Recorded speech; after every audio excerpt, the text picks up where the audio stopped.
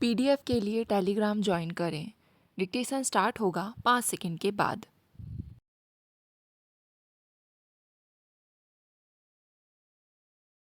महोदय, पिछले प्रायः 5 दिन से राष्ट्रपति के अभिभाषण पर बहस चलती रही है। मुझे प्रसन्नता है कि अनेक सदस्य स्वीकार करते हैं कि यह अभिभाषण हमारे राष्ट्रीय जीवन के एक नए चरण के आरंभ का सूचक है। यह बात न केवल बजट से जाहिर होती है, बल्कि उन अनेक उपायों से भी प्रकट होती है जो किए गए हैं और किए जाएंगे। विपक्ष के हमारे माननीय सदस्यों ने अपने पारंपरिक भाषण दिए हैं, जिनमें उन्होंने अपने विचार रखे हैं और जो प्रत्याशित तथा सुविदित है। फिर भी हमने इस तरह की आलोचना का सदा स्वागत किया है। विशेषतः इस प्रकार की बहस के दौरान जो हमें अपने उद्देश्यों तथा नीतियों को प्रस्तुत करने का मौका देती है। राष्ट्रपति महोदय ने हमारा मार्गदर्शन किया है कि हम अग्रदृष्टि रखें, आगे की ओर देखें, लेकिन ऐसा लगता है विपक्ष के हमारे कुछ मित्रों ने इस आह्वान को अनदेखा कर दिया है। इससे हमें आश्चर्य नहीं हुआ है। बहस से एक और भी उपयोगी काम हुआ है। पिछले कुछ महीनों की घटनाओं ने एक ओर तो उन सबको एकजुट कर दिया है जो अधिकांशतः प्रगति के समर्थक हैं, और दूसरी ओर उन्हें एक पंक्ति में खड़ा कर दिया है जो पीछे की ओर देख रहे हैं। इस सदन में हम तात्कालिक समस्याओं में इतने डूबे हुए हैं कि विश्व में सक्रिय बड़ी बौद्धिक एवं राजनैतिक शक्तियों के अस्तित्व को हम बिना गहरा विचार किए स्वीकार करते चलते हैं, जबकि हम अपने देश के आर्थिक और सामाजिक ढांचे को बदलने में लगे हुए हैं। प्रौद्योगिकी पूरे विश्व को बदल रही है, रूपांतरित कर रही है। संचार के आधुनिक तरीकों का प्रभाव हमारे तथा अन्य सभी देशों के युवा वर्ग पर पड़ रहा है। देश के दूर दराज वाले क्षेत्रों तक में हमें यह नहीं भूलना है कि हम आज जो कहें या करें, उसकी हमारी नौजवान पीढ़ी के लिए कुछ सार्थकता होनी चाहिए। हम जो भी निर्णय करें, वे आने वाले वर्षों में उनके अनुमोदन की कसौटी पर खरे उतरने चाहिए। मुझे स्वीकार करना होगा कि विपक्ष के नेता ने जो कुछ कहा, उससे मुझे निराशा हुई।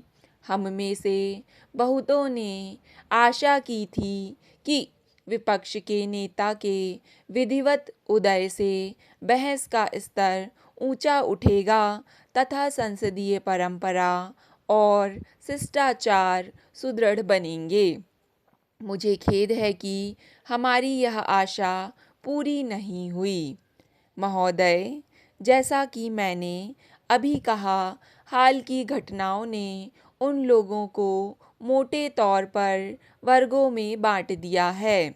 एक जो प्रगति चाहते हैं और दूसरे जो यथास्थिति चाहते हैं।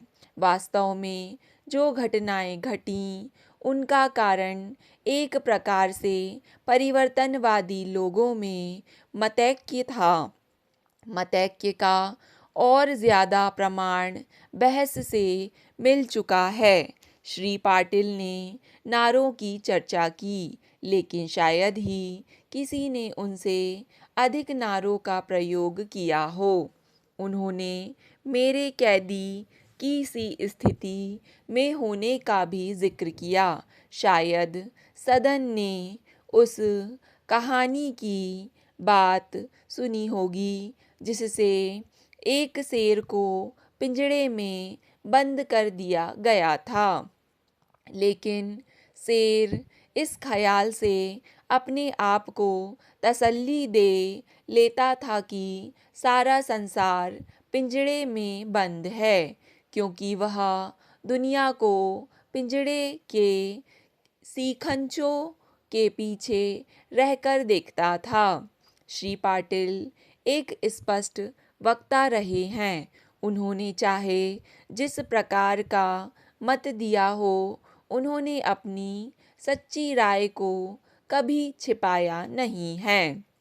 मैं जानती हूँ कि राष्ट्रीयकरण, समाजवाद और नरेशों के निजी खर्च पर उनकी राय से वे सभी लोग सहमत नहीं हैं जिनके बीच वह अब बैठते हैं, लेकिन मुझे आशा है कि वह अब उनके साथ मत देंगे, जैसा कि उन्होंने कांग्रेस द्वारा 10 सूत्री संकल्प पारित किए जाने के समय उनके साथ वोट दिया था।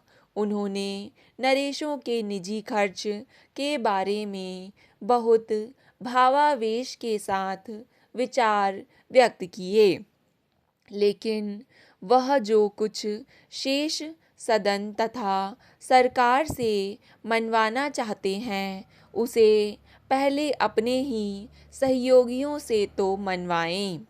इस सदन को और देश को यह नहीं सोचना चाहिए कि हमारे देश को स्वतंत्रता मिलने पर नरेशों ने जो ऐतिहासिक कदम उठाए उसके प्रति आदर व्यक्त करते हुए, अथवा आज उनसे यह कहते हुए कि वे उसी भावना से इतिहास की धारा के साथ चलें जिसका परिचय उन्होंने तब दिया था, कोई गलत बात की जा रही है।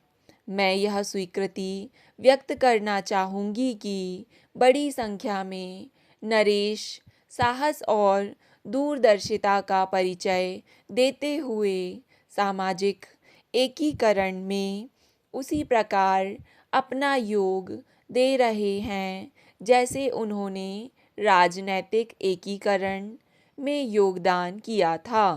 मैं सदन को याद दिलाना चाहूँगी कि अभिभाषण के दौरान स्वीकृति की सबसे ऊंची आवाज़ें तब गूंजी जब उन्होंने नरेशों के प्रिवी पर्स और विशेषाधिकारों की समाप्ति की चर्चा की। महोदय, राज्य पुनर्गठन अधिनियम 1956 का क्रियान्वयन करने से आंचलिक भाषाओं को प्राधान्य मिल गया। आंचल की आर्थिक, पारंपरिक तथा सामाजिक पहचान को प्रोत्साहित करने में राज्य सरकार, केंद्र सरकार तथा अन्य बहुत सारी स्वयंसेवी संस्थाएं अपना योगदान दे रही है। इसके साथ साथ आंचलिक भाषा के विकास के लिए उन्हें स्वतंत्र रूप से कार्य करने देना अति आवश्यक है।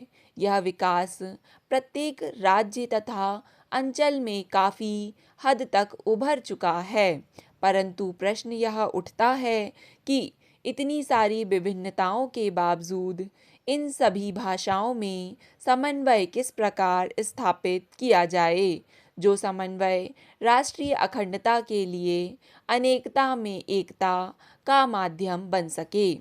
राज्य तथा अंचलों को आर्थिक, सामाजिक तथा भाषा की स्वतंत्रता मिलने से इन क्षेत्रीय भाषाओं का बहुत विकास हुआ है, जिसकी पराकाष्ठा क्षेत्रीय भाषाओं में उपलब्ध साहित्य, रंगमंच तथा फिल्मों के माध्यम से हो रही है।